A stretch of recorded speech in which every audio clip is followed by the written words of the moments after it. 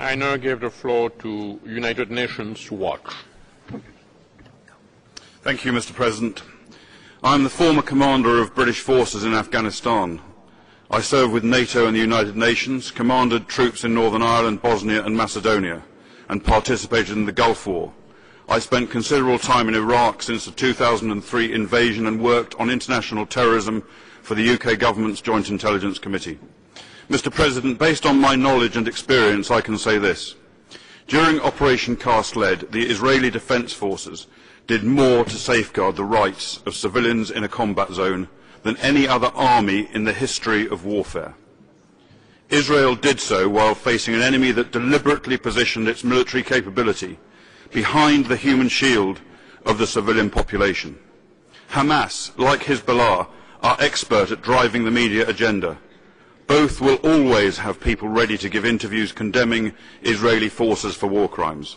They are adept at staging and distorting incidents. The IDF faces a challenge that we British do not have to face to the same extent. It is the automatic Pavlovian presumption by many in the international media and international human rights groups that the IDF are in the wrong, that they are abusing human rights.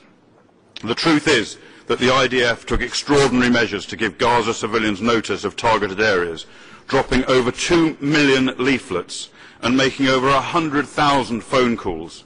Many missions that could have taken out Hamas military capability were aborted to prevent civilian casualties.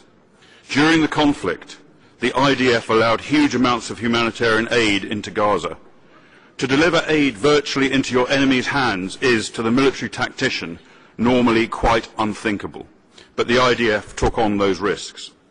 Despite all of this, of course innocent civilian lives were lost. War is chaos and full of mistakes.